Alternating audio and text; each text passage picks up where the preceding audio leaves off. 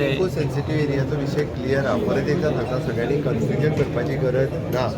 Okay, last विषय गेली 10 वर्सां सुरवात आसा. गव्हर्मेंट ऑफ इंडिया कडेन आमी कंटिन्युअसली कॉरस्पॉन्डन्स करीत आसा की जेच्या मार्फत 108 विलेजी आशिल्ल्यो त्यो 45-55 विलेजी काडपाच्यो 2-3 प्रपोजल केला. आयला तो ड्राफ्ट प्रपोजल जो ताका 3 गजाली आसता. एक म्हणजे डेन्स फॉरेस्ट विथ स्पिसीस, कॉन्टिग्युटी आणि हायट, ह्यो 3 गजाली वेस्टर्न घाटात आसलेल्यो ताका इको सेन्सिटिव्ह झोन डिक्लेअर करतले. इको सेन्सिटिव्ह झोन डिक्लेअर केलो सुद्दां जरी आसत, थंय असलेलें घर हें घर बांदपाक परमिशन आसा, थंय असलेलें शेत हें करपाक परमिशन आसा. थंयसर फक्त कमर्शियल एक्टिविटी म्हणजेच मायनिंग आसतलें किंवा बाकीच्या सारकिल्यो एक्टिविटी जावच्यो ना. म्हणून लोकांनी कन्फ्युजन करचें न्ही.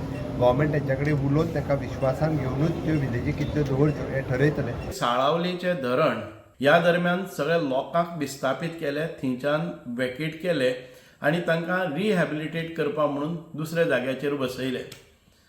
आनी परत एक फावटी हेच लोक विस्थापीत जाल्ले तांकां परत एक फावटी रिहॅबिलिटेट करता तेन्ना नेत्रावळी वायल्ड लायफ सँच्युरी आयली during presidential rule when local government was not in power.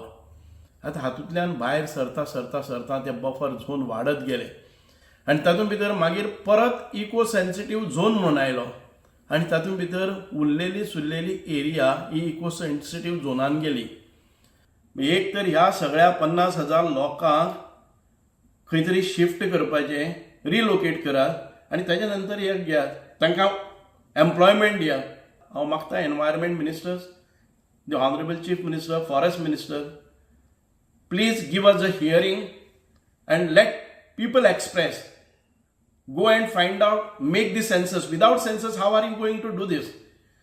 And tell us which all the parameters fits into to qualify for these villages.